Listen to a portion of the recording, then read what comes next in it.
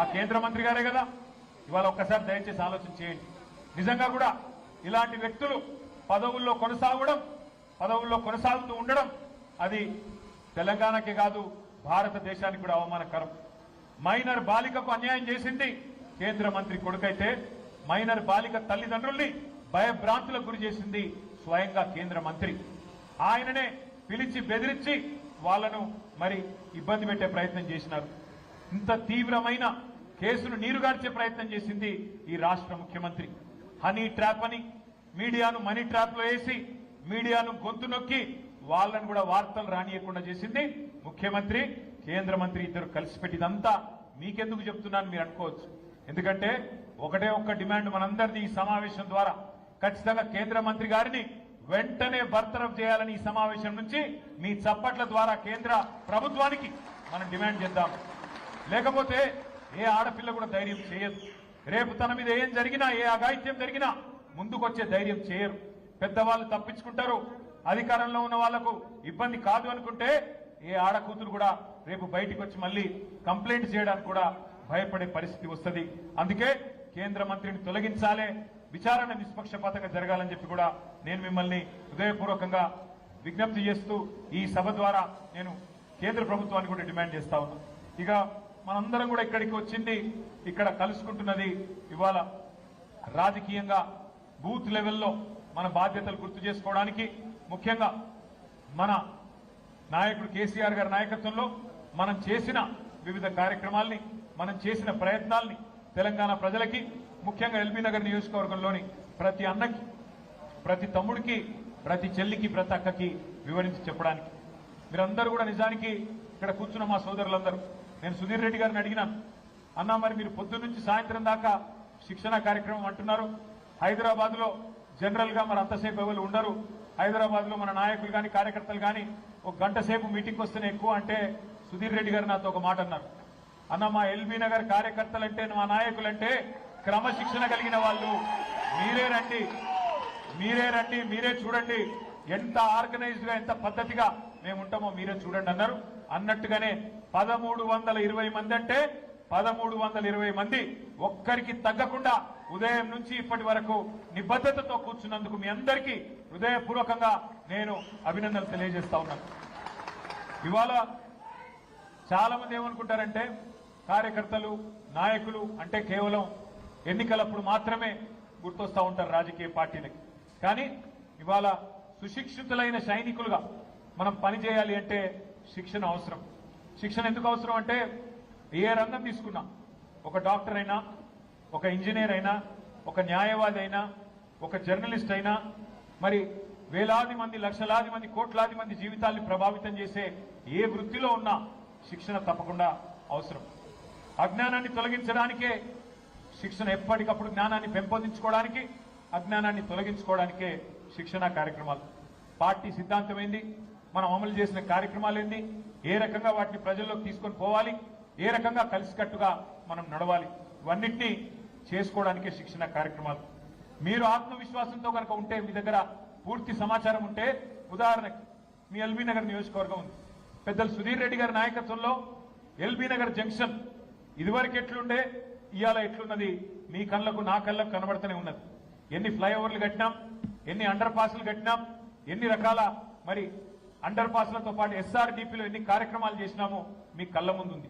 కానీ చాలా మంది మిత్రులకు ఇక్కడ కూర్చున్న వాళ్ళకి అందులో ఎంత ఖర్చు పెట్టినాము, ఎంత ఎఫర్ట్ పెట్టినారు సుధీర్ రెడ్డి గారు కానీ మన అధికారులు కానీ తెలియకపోవచ్చు. ఆ వివరాలన్నీ మనకు తెలిసి ఆ సమాచారం మన దగ్గర ఉంటే అవతల వాళ్ళు మాట్లాడినప్పుడు సమాచార సహితంగా వారిని తిప్పికొట్టేదానికి ఆస్కారం ఉంటుంది. అట్లాగే మీ ఎల్బీ నగర్ నియోజకవర్గంలో మంచినీళ్ళకి ఎంత సమస్య ఉండే, 2014 ముందు తర్వాత ఎన్ని వాటర్ ట్యాంకుల నిర్మాణం జరిగింది, ఎన్ని కిలోమీటర్ల పైప్ లైన్ నిర్మాణం జరిగింది, ఎన్ని కొత్త నల్లాలు పెట్టుకున్నాం, ఇవన్నీ కూడా సమాచారం మీ దగ్గర ఉంటే బ్రహ్మాండంగా మీరు సుశిక్షితులైన నాయకులుగా, కార్యకర్తలుగా అవతల వాళ్ళు చేసే దుష్ప్రచారానికి తిప్పికొట్టడానికి ఉంటుంది. నిజంగా చెప్పాలంటే ఒక రాజకీయ పార్టీ కార్యకర్త యుద్ధంలో ఒక సైనికుడితో సమానం. ఒక సైనికుడు ఎట్లా అయితే తన దేశాన్ని కాపాడడానికి ఏ రకంగానైతే వీరోచితంగా కొట్లాడతారో, మీరు కూడా మాకంటే ఎక్కువ క్షేత్రంలో కొట్లాడేది మీరు, తలపడేది మీరు, బూత్ స్థాయిలో నిలబడేది మీరు, పార్టీ కోసం ప్రచారం చేసేది మీరు. అందుకే మీ దగ్గర సమాచారం ఉంటే, మీ దగ్గర సంపూర్ణమైన అవగాహన ఉంటే తప్పకుండా ధీటుగా అవతల పార్టీని తిప్పికొట్టవచ్చు.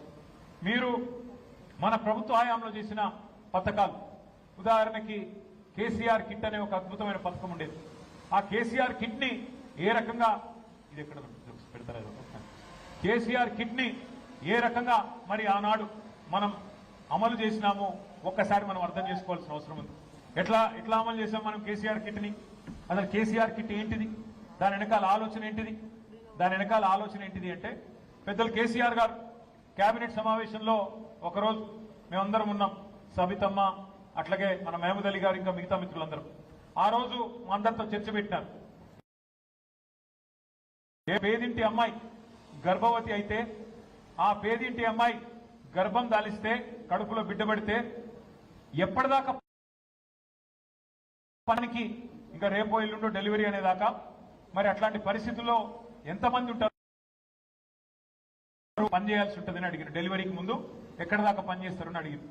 అడిగితే కొంతమంది తెలిసిన వాళ్ళు తెలిసినట్టు చెప్పారు. సార్ నెల రోజుల దాకా చేస్తారని కొంతమంది, 2 నెలల ముందు దాకా చేస్తారని కొంతమంది.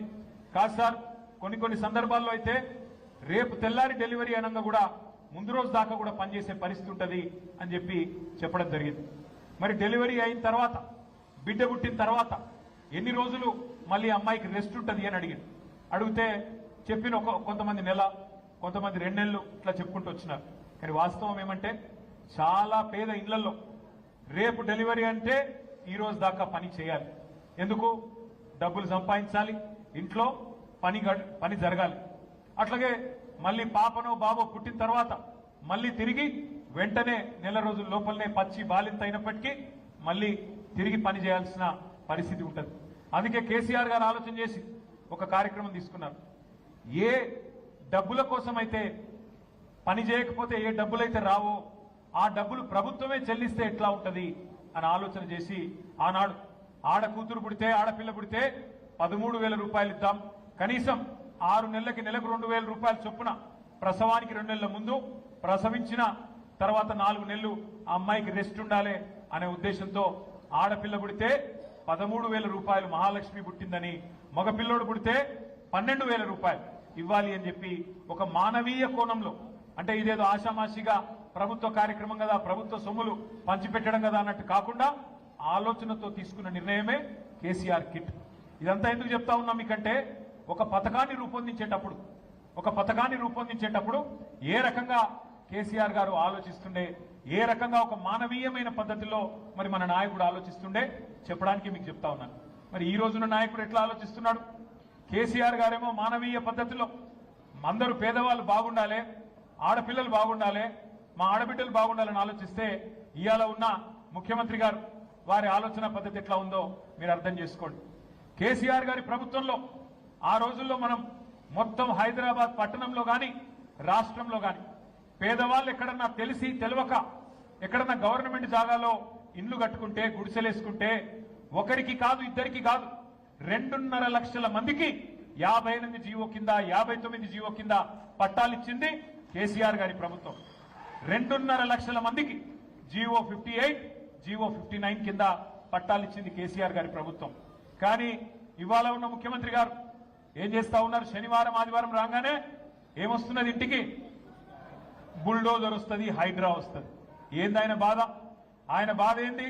హైడ్రాని అడ్డం పెట్టుకొని పేదవాళ్ళ కొంపలు కూల్చడం, హైడ్రాని అడ్డం పెట్టుకొని పేదవాళ్ళ వాళ్ళు పైసా కూడబెట్టి కష్టపడి కట్టుకున్న ఇళ్లను దగ్గర నాకు తెలిసి ఇప్పటికే కనీసం ఒక 30-40 వేల ఇళ్లన్నా రేవంత్ రెడ్డి ప్రభుత్వం కులగొట్టింది.